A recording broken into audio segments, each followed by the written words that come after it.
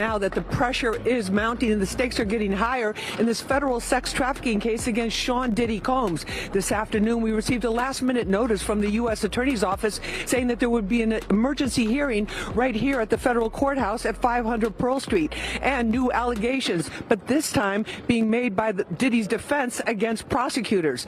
Diddy's defense team slammed prosecutors for what they say was a violation of attorney-client. The latest revelation in the ongoing saga surrounding Sha Diddy Combs has sent shockwaves across the globe. FBI agents reportedly made a chilling discovery inside Diddy's prison cell at the Metropolitan Detention Center in Brooklyn, further deepening the intrigue surrounding his already controversial case. The item, described as both mysterious and incriminating, is set to potentially Diddy to previously undisclosed criminal activities, raising more questions than answers about the extent of his alleged operations.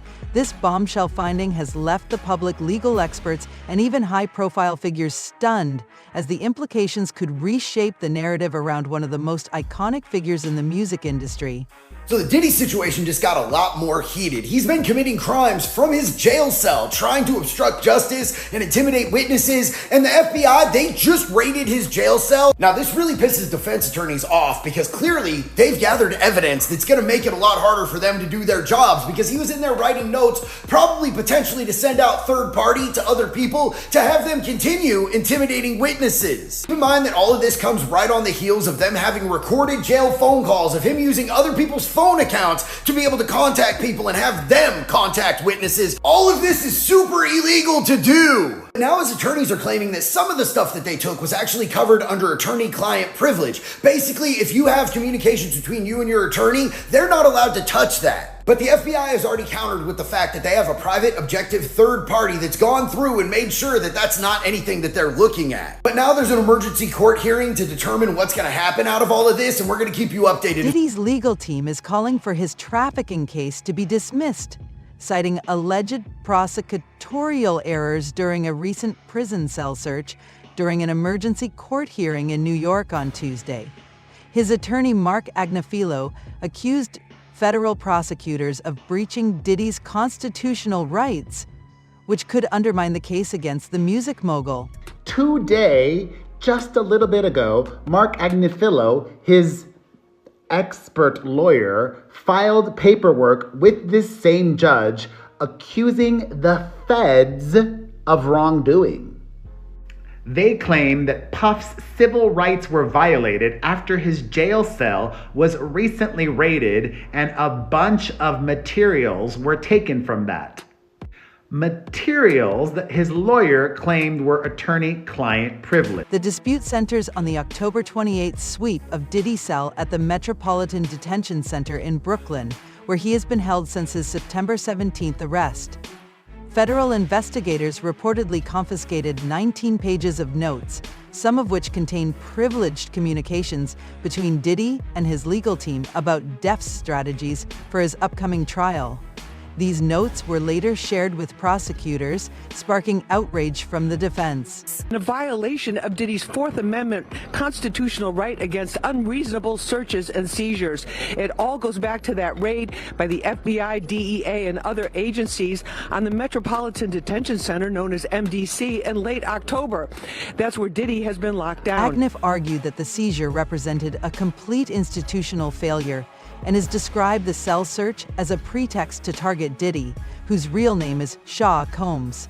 He explained that the documents included handwritten notes with instructions for his legal defense, as well as a things-to-do list that raised eyebrows for its controversial contents. There was an emergency hearing called this afternoon at the courthouse in Lower Manhattan, the judge ordering the prosecution to turn over its findings from a jail cell raid, Diddy's jail cell. According to the defense, this list contained instructions to a family member to find dirt on 2 alleged victims. Also among the seized documents were personal pages filled with inspiration quotes that Diddy had written for self-motivation. But Mark, his lawyer, says lots of personal items were seized, including messages between Diddy and his lawyers. In other words, items that were subject to attorney-client privilege. handwritten notes to his lawyers concerning defense witnesses and defense strategies, which were absolutely privileged. The attorney argues that taking them violates Diddy's Fourth, Fifth, and Sixth Amendment rights. During the hearing, the defense suggested several potential remedies for the alleged misconduct. Options included dismissing the indictment entirely or removing the current prosecution team to ensure fairness in the proceedings. We don't yet have all the facts to determine the best course of action, Agnifilo admitted and added, but the severity of this breach cannot be overstated. Judge Aon Subramanian acknowledged the gravity of the defense's allegations and issued a preliminary ruling instructing the prosecution to delete all copies of the confiscated documents for the time being. Combs was arrested on Monday, months after federal agents raided his homes. He also faces several civil lawsuits accusing him of sexual assault over the past few decades. The judge also emphasized that any misuse of privileged material could have far-reaching consequences, including significant delays or even the dismissal of charges. He ordered an immediate investigation into the circumstances of the cell search to determine whether prosecutorial misconduct had occurred. The timing of the defense's discovery of the alleged violation has added another layer of complexity to the case. AGNF informed the court that the defense only learned last Friday that the prosecution had access to the seized material nearly a month after the October 28th raid. Developing at 5, music mogul Sha Diddy Combs back inside a federal courtroom here in New York. All right, a trial date's now been set for May 5th of next year. Lisa Evers live in Lower Manhattan with the very latest today. Lisa. Well, Stephen, Natasha, this was Sha Diddy Combs' third time in the courthouse you see right behind me, his first time before a new judge. They did handle these calendar matters and also set that May 5th, 2025. The defense team is currently conducting its own investigation into the incident to assess the full extent of the violation and its implications.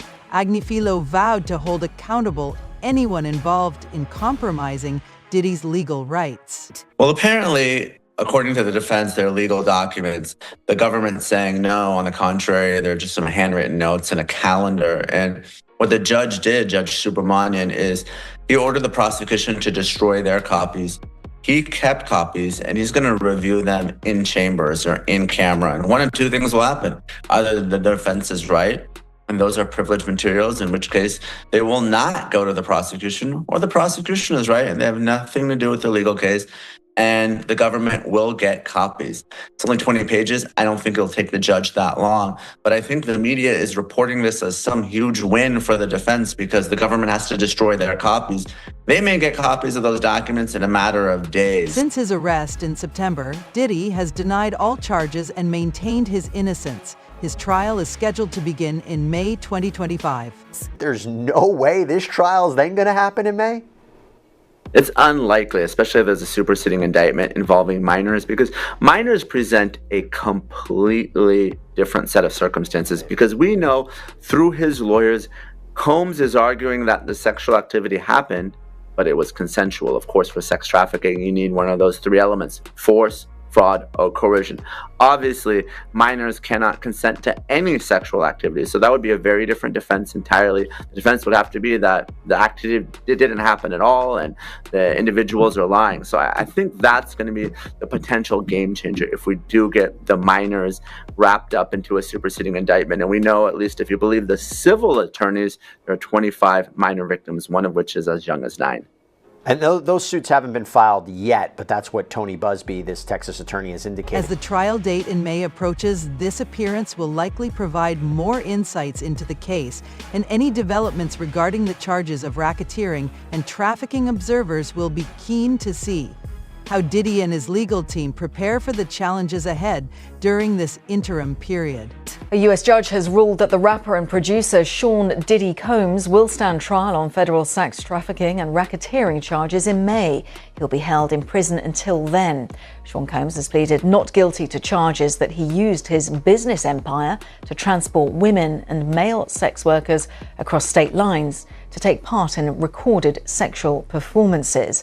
If convicted, he could face a life sentence. Legal experts doubt P. Diddy's trial will proceed as scheduled in May, given the complexities surrounding the case. The involvement of multiple underage victims necessitates a thorough investigation to ensure their protection and credibility, which often extends the legal process. Gathering sufficient evidence, corroborating testimonies, and addressing potential legal motions from the defense could cause delays. Additionally, the high-profile nature of the case with widespread media attention, intricate legal strategies further complicate matters. I think I made my point clear, so if child welfare come in here in 30 minutes, that's on y'all. My kid's downstairs. 15 minutes, the kids have to go. Thank you very much. The presence of minors as victims introduces additional legal complexities, such as determining their ability to testify and implementing measures to protect their identities and well-being. Courts must navigate sensitive procedures to minimize trauma, including the use of closed testimonies or remote appearances. Legal teams also face challenges in ensuring the evidence involving minors meets stringent admissibility standards. As I said, our law firms have been retained by 120 individuals at this point to pursue cases in civil court against Sha Diddy Combs. You should know, in this group, it is evenly divided between males and females. There are 60 males and 60 females. These safeguards, while essential, often lengthen the pre-trial process, combined with the need to coordinate with child advocacy experts and ensure compliance with child protection laws. These considerations significantly impact the timeline and logistics of high-profile cases like P. Diddy's. For decades, Sean Combs, the defendant, abused, threatened, and coerced women and others around him to fulfill his sexual desires, protect his reputation, and conceal his conduct. To do so, Combs relied on the employees, resources, and influence of the multifaceted business empire that he led and controlled, creating a criminal enterprise whose members and associates engaged in and attempted to engage in, among other crimes, sex trafficking, forced labor, kidnapping, arson, bribery, and obstruction of justice. Recent findings in the ongoing legal case against Diddy indicate that 120 victims have come forward with allegations against him. This significant number of claims could greatly influence the proceedings, putting additional pressure on Diddy and his legal team. Now, through an attorney, the defense is reportedly confident in this case, as Sean Combs' attorney, Mark Agnifilo, said he'll fight like hell for his client. So this was the first step. We have a bail appeal scheduled for tomorrow at 3:30 in front of Judge Carter, the district judge assigned to this case. I think that we made the points that we've been wanting to make. I think he came out. Mr. Combs is a fighter. He's going to fight this to the end. He's innocent. He came to New York to establish his innocence. He's not afraid. He's not afraid of the charges. There's nothing that the government said in their presentation today that changes anyone's mind about anything. The case has taken a troubling turn, with reports indicating that the list of alleged victims includes children as young as 9 years old, alongside women and men. There's new allegations against Sean P. Diddy Combs. A Texas attorney says he now represents, get this, 120 alleged victims, male and female, adults and children, whose allegations span more than 30 years. The accounts of the alleged victims have not been fully vetted, but their claims involve drug-fueled sexual assaults similar to what the feds described in their criminal indictment of the music mogul. Diddy's currently sitting in a federal jail awaiting trial on sex trafficking, racketeering, and conspiracy charges. He pleaded not guilty to all charges, and his attorney once again stated that his client emphatically denies any claim that he sexually abused anyone, end quote. Here's the bottom line. He looked for bail once, couldn't get it. Looked for it twice, couldn't get it. Diddy's legal team is actively working to secure his release from jail, asserting that their client is innocent of the charges he faces. Well, Bill, the Bureau of Prisons will only say this is an interagency operation to maintain a safe environment, but sources tell ABC News that inmates are not the target, and attorneys who've been seeing clients here for years say the timing is very curious. None of these issues are revelations that all of a sudden, oh my goodness, we need to go and address them. Early Monday morning, staffers at the Metropolitan Detention Center in Brooklyn met by dozens of federal agents and drug-sniffing dogs in search of any illegal items being smuggled inside. One is left to wonder, is it the publicity, from those of notoriety, those well-known that are trying to get out of there? The allegations of prosecutorial misconduct could significantly impact the outcome of the trial if the court finds that federal investigators or prosecutors acted improperly during the cell sweep. And this is the fourth attempt and fourth different package that his attorneys have put together. And actually, I think this time they have a pretty strong argument, multiple arguments, for why they should let him out now. Some things, though, remain the same. As in previous attempts to get Diddy out on bail, his team has proposed a $50 million package. Additionally, and I cannot believe that Diddy agreed to this, he, if released on these terms, has volunteered for substance abuse testing, meaning to see if he has any hugs in his system. His family visits will be monitored by security, and he will have round-the-clock security to make sure that he isn't attempting to influence the case in any way, such as intimidating potential witnesses. Additionally, Diddy has agreed to not have access to the internet or cell phone. It could lead to a variety of consequences, including the exclusion of key evidence or even the dismissal of the case. Legal experts suggest that the seizure of privileged documents could bolster the defense's argument that Diddy has not been afforded a fair trial.